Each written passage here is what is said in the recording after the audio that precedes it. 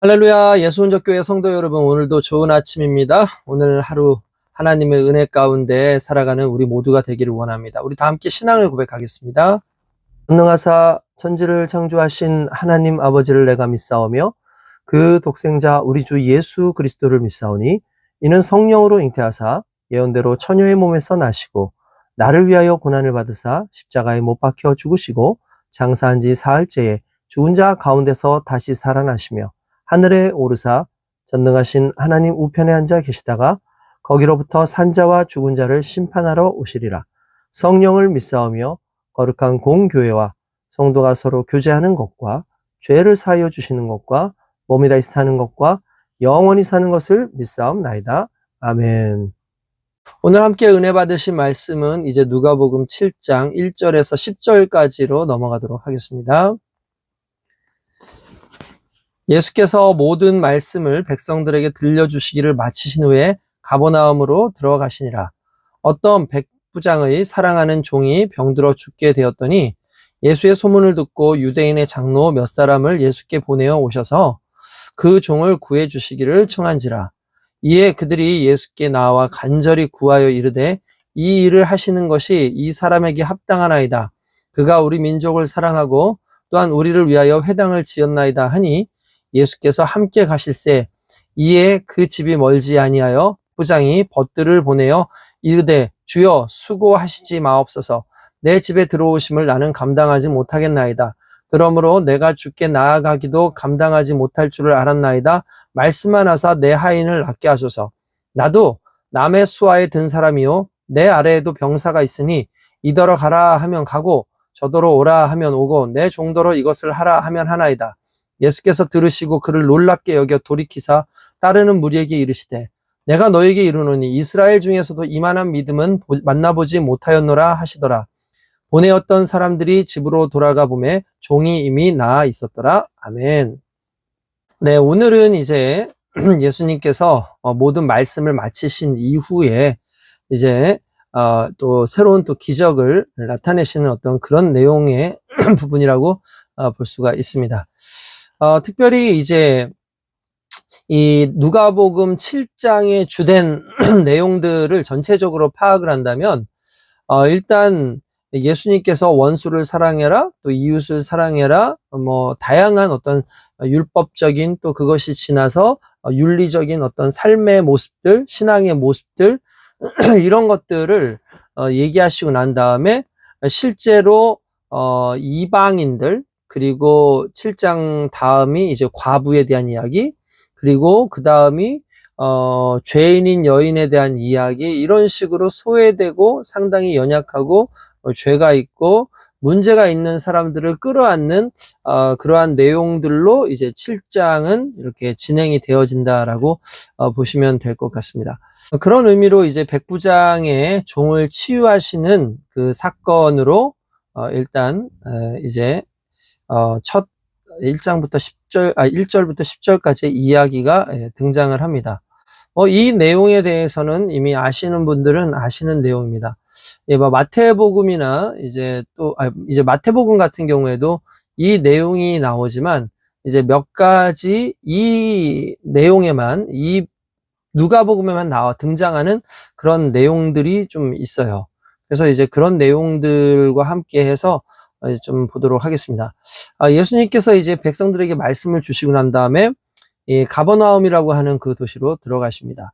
그런데 마침 어떤 백부장의 사랑하는 종이 병들어 죽게 되었더니 라고 되어 있습니다. 여기에서 이 백부장은 말 그대로 당시에 이 하나의 군대 용어라고 볼 수가 있는데 이제 10부장, 50부장, 100부장, 1000부장 이런 식으로 나눠져 있어요. 그러니까 말 그대로 백부장은 100명의 부하를 거느리고 있는 그런 이제 군인, 장교라고 볼 수가 있는 거죠. 그러니까 상당히 좀 높은 직위에 있는 사람이다 라고 보시면 됩니다. 그 당시에 병사 체제로 보면은 오늘로 따지면 어느 정도 될까요? 여기에서는 이제 우리나라로 치면 한 대위 정도, 이제 한 중대장 정도 되는 것으로 이렇게 보여지만 당시의 시대적인 배경이나 이 군사적 체계나 이 숫자로 따지고 봤을 땐, 적어도 제가 보기에는 한 대대장 정도 돼 보이는, 그런 사람이 아닐까. 일반적으로 한 중령 정도, 돼 보이는 그런 우리나라 직급의 사람이 아닐까. 소령이나 중령 정도 되는 것 같습니다. 근데 어쨌든 이 사람에게 이제 사랑하는 너무나 아끼는 이라는 거죠. 아끼는 그런 종이 병들어 죽게 되었다라는 이야기를 하는데, 여기서 특별히 백부장은 유대인이 아닙니다. 여기서 이 백부장은 이 가버나움이라고 하는 곳에 이제 있는 것을 봐서 그 지역을 이제 주둔한 이제 로마 군인의 한 사람이라고 볼 수가 있는 거죠. 그러면 이제 이방인입니다. 이방인 백부장이라고 하는 것이 또 여기에 또 나와 있고, 또 중요한 것은 이제 예수님의 소문을 듣고 이 백부장이 예수님께서 내 종을 고쳐줄 수 있겠다라는 생각을 한 거죠. 그런데 직접 오지 않고 유대인의 장로 몇 사람을 예수님께 보냅니다. 그리고 그 사람들이 와서 예수님께 말을 하죠. 그 종을 좀 구해주시기를 부탁드립니다 라고 이야기를 합니다. 그러니까 예수님께서 이제 그 이야기를 들으면서, 특별히 이 사람들이, 그 이방인 백부장은 다른 사람들하고 달라서 우리 민족을, 유대인들을 너무나 사랑해주고 심지어 우리를 위해서 회당까지 지어줬다. 여러분, 그렇죠? 로마 사람으로 이방인인데 회당까지 지어줬다? 이거는 이제 어마어마한 배려를 이제 선처를 해줬다라고 볼 수가 있는 거죠. 그래서 이제 예수님께서 그 말을 듣고, 그래? 그럼 내가 고쳐줘야지. 한번 가보자 해서 예수님께서 함께 가시는데, 그 사람의 집이 멀지 않았습니다. 그러니까 이 백부장을 만날 시간이 곧 다가왔고, 그 집도 다가오는데, 이제 갑자기 백부장의 친구들이 오는 거죠. 아마 여기서 벗들이라고 했을 땐 이건 뭐 로마 사람은 아닐 거라고 생각하고요. 분명히 이제 또 다른 이제 유대인의 장로들과 같은 사람들이 아닐까 싶습니다. 그러면서 이렇게 얘기를 하죠. 주여, 수고하지 마십시오. 그러면서 이 백부장이 말한 걸 전해주는 거예요. 내 집에 들어오시는 걸 제가 감당하지 못하겠습니다 라고 이야기를 합니다. 여기서 내가 감당하지 못하겠다라는 말이 어떤 의미일까요? 이제 뭐 예수님 오시면 예수님 너무나 대단한 분이기 때문에 우리 집 너무나 초라하고 형편없어가지고 예수님 오시는 걸 제가 감당하지 못하겠습니다라는 그런 뜻이 아닙니다. 여기에서 이 백부장의 아주 세심한 배려와 또한 그가 예수님을 대하는 하나의 태도가 상당히 예수님을 존중하는 하나의 모습으로 드러나는 거예요. 이게 왜 그러냐면 이런 거죠. 여러분도 아시겠지만 유대인과 이방인들은 서로 같이 대화하지 않습니다. 서로 부딪히려고 하지 않습니다. 특별히 이제 예수님 같은 경우는 이미 유대인들 중에서도 상당히 좀 유명하고 랍비처럼 여겨지고 그러다 보니까 이 사람들 스스로 생각에 이런 분이라면 더욱 이방인들을 만나는 걸 좀 경계하시겠다라는 그런 생각을 했겠죠. 그래서 예수님께서 오실 때에 자기를 직접 만나고 이방인과 대화하고 이방인을 만진다든지 이런 것은 유대인들이 꺼려하는 것이기 때문에 오히려 예수님을 배려하는 차원에서 예수님 저희 집에 오시지 마십시오. 이건 다시 말하면 저는 이제 이방인이고 예수님은 유대인이기 때문에 저와 이렇게 만나고 또 저를 이렇게 뭔가 이렇게 해주시려고 하는 그것은 어떻게 보면 예수님께 상당히 불편하고 유대인으로서 결례가 되는 것 아니겠습니까? 그래서 제가 예수님이 우리 집에 오는 것을 내가 감당하지 못하겠습니다 라는 얘기하죠. 이거 얼마나 큰 배려입니까? 오히려 이 당시에 로마인들은 유대인들을 우습게 봤어요. 로마인들이 이제 유대인들을 우습게 보고 그들의 어떤 문화, 종교 이런 것들을 함부로 막 이렇게 여기는 그런 게 당연시 되는 시대였는데, 이 백부장은 달라도 뭔가 달랐다는 거죠. 단순한 믿음의 부분이 아니라 그의 태도의 부분, 또는 이제 그가 사람을 어떻게 배려하는지에 대한 그 심성에 대한 부분도 상당히 중요한 것을 알 수가 있습니다. 근데 거기에 한 단계 더 나아가서 그에게는 남다른 믿음까지 있었다라는 걸 알 수 있죠. 왜냐하면 7절부터 보면은 주님께서 죽게 나아가기도 감당하지 못할 줄을 알았나이다. 말씀만 하사 내 하인을 낫게 하소서. 그냥 예수님 그냥 말씀만 해주시면 우리 하인이 낫겠습니다. 라고 이 얘기를 하는 거예요.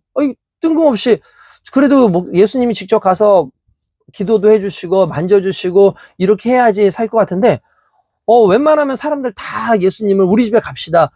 아니면 사람을 데려와서 손을 얹어서 고쳐주십시오. 이렇게 얘기를 하는데 이 사람은 오히려 예수님이 오시는 것까지도 막으면서 예수님 직접 오지 않으셔도 된다. 말씀만 해주십시오. 말씀만 해주십시오. 라고 얘기합니다. 그러면서 이런 얘기하죠.